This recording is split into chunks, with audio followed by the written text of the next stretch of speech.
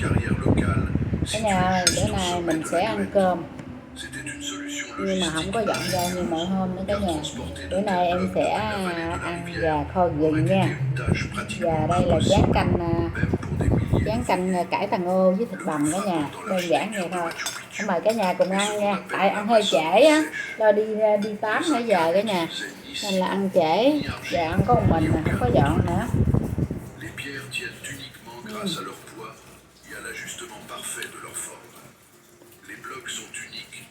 Món vẫn ngọt. Les artisans ont sculpté des saillies et des rainures, les assemblant comme un puzzle en 3 dimensions. Il est impossible de glisser une lame de couteau entre les blocs. La précision exigeait de la patience. La pierre était posée, vérifiée, retirée et polie des dizaines de fois jusqu'à atteindre la perfection. Pourquoi une telle complexité? La réponse se trouve dans la sismique. Un mur ordinaire se fissure lors d'un tremblement de terre. Les murs de Machu Picchu fonctionnent différemment. Lors de secousses souterraines, les pierres se mettent à vibrer et à rebondir légèrement sur place sans se briser. Ils semblent danser. Sáng em điện cho bà nói hết rồi. Bà nói thôi, tại quen với em thôi, bà để bà bán cho con nữa. Cela a rendu la ville pratiquement éternelle. En 500 ans, de nombreux tremblements de terre ont détruit les constructions plus modernes en contrebas, mais la citadelle au sommet est restée pratiquement intacte. Le transport d'énormes monolithes, dont certains pèsent plus de 20 tonnes, reste un sujet de vif débat. Les Incas n'avaient pas de roue, ou plutôt, ils la connaissaient, mais ne pouvaient pas l'utiliser en raison du relief du terrain. Un chariot à roues est inutile, là où la route est un escalier sans fin. Pour déplacer les pierres, des centaines de personnes les tiraient à l'aide de cordes sur des plans inclinés. Ils plaçaient des rondins ou des pierres de rivière comme roulement. On a trouvé sur les blocs des saillies servant de support pour les leviers qui aidaient à diriger les blocs. Après l'installation, les saillies étaient souvent taillées. L'absence de fer était compensée par la connaissance des matériaux. Ils utilisaient des pierres de frappe pour tailler le granit. Ce fut un long chemin qui exigeait une discipline de fer. Mais le résultat a dépassé toutes les attentes. Les Incas ont créé un style architectural qui semble moderne même aujourd'hui. Leurs bâtiments ne rivalisent pas avec les montagnes, mais les prolongent, passant doucement des rochers naturels aux murs artificiels. On dirait que la ville n'a pas été construite au sommet, mais qu'elle en est littéralement sortie. Machu Picchu présente différents types de maçonnerie. Les murs grossiers en petites pierres étaient destinés aux maisons ordinaires et aux pièces de service, tandis que les temples et les appartements impériaux étaient construits avec une attention fanatique aux détails. Le temple principal et la place sacrée témoignent d'un savoir-faire exceptionnel. Ici, les blocs sont polis jusqu'à obtenir un éclat miroitant et les angles des bâtiments présentent une légère inclinaison vers l'intérieur.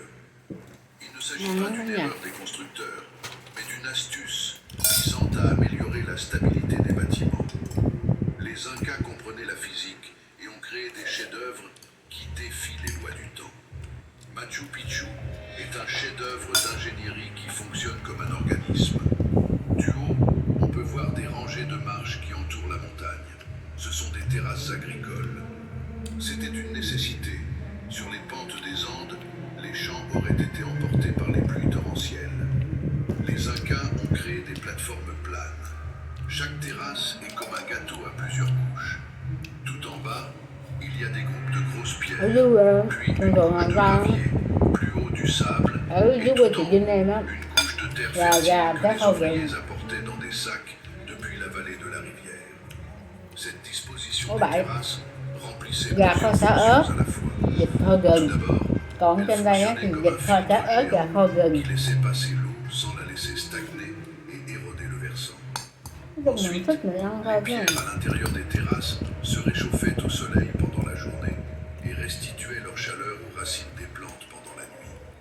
Cela créait un microclimat particulier, permettant de cultiver à 2400 mètres d'altitude des plantes qui aiment généralement la chaleur, comme le maïs. Les scientifiques ont calculé que la superficie de ces jardins célestes était suffisante pour nourrir toute la population de la ville, qui comptait environ 700 ou 800 personnes. Les Incas ne dépendaient pas des approvisionnements, mais le principal problème de la ville montagneuse était le manque d'eau, car Machu Picchu ne dispose pas de grands puits ni de vastes réservoirs. Il y a ici un système d'adduction d'eau vieux de plus de 500 ans. Les ingénieurs ont trouvé une source sur la montagne voisine et ont construit un canal de 750 mètres de long. Il achemine l'eau vers le centre. Afin que le débit ne s'épuise pas et n'endommage pas les gouttières, la capacité de passage a été calculée à la perfection. L'eau arrive dans le bassin du souverain, puis s'écoule dans 15 fontaines. L'hygiène était primordiale. L'approvisionnement en eau était séparé du drainage. Les Incas comprenaient que la stagnation de l'humidité était une catastrophe majeure. Sous chaque place se cachent des couches de gravier et de sable. Même lors des tempêtes tropicales les plus violentes, lorsque des tonnes d'eau s'abattent sur la ville, celle-ci s'écoule instantanément dans le sol et est évacuée par des canalisations souterraines à l'extérieur des murs. Les architectes d'aujourd'hui reconnaissent qu'il serait extrêmement difficile de reproduire un tel ouvrage sans utiliser de pompes modernes et de tuyaux en plastique. Le génie technique des Incas s'est également manifesté dans la manière dont ils ont intégré la ville au paysage. Ils n'ont pas essayé de modifier la Bất tài cả montagne, nhà. ils se Tay sont mình rất thịt adaptés cả. à elle. Si un énorme rocher se trouvait sur le chemin des constructeurs, ils n'essayaient pas de le déplacer. Ils le transformaient en fondation, en hôtel ou en mur de maison. Cela a permis de préserver l'intégrité du massif. La ville est devenue le prolongement de la roche et invulnérable au glissement de terrain. Chaque élément, de la gouttière au mur, prouve que les constructeurs possédaient des connaissances que nous commençons seulement à comprendre. Ils ont créé un système capable d'exister en isolation pour l'éternité. La vie était soumise à un ordre strict. La ville est divisée en un secteur résidentiel et un quartier sacré. Les scientifiques pensent qu'il s'agissait de la résidence de la noblesse et de l'empereur Pachacutec. Ils pouvaient y se reposer de l'agitation de la capitale, recevoir des invités importants et célébrer des rites religieux. Machu Picchu pouvait accueillir simultanément entre 500 et 1000 personnes, y compris les serviteurs, les artisans et les prêtres qui veillaient à l'ordre et à la propreté de ce lieu sacré. La ville entière constituait un écosystème fermé, où chaque mètre carré était utilisé avec une efficacité maximale. On ne pouvait y accéder que par une porte étroite, facilement gardée par un petit détachement de soldats. Le Temple du Soleil attire particulièrement l'attention, car c'était le seul bâtiment de la ville à avoir une forme semi-circulaire. Ses murs sont érigés autour d'un rocher naturel qui sert d'autel. Le jour du solstice d'hiver, le premier rayon de soleil pénètre par la fenêtre étroite du temple et tombe exactement au centre de cette pierre massive. Cela prouve que les Incas étaient d'éminents astronomes. Ils ont créé un calendrier géant.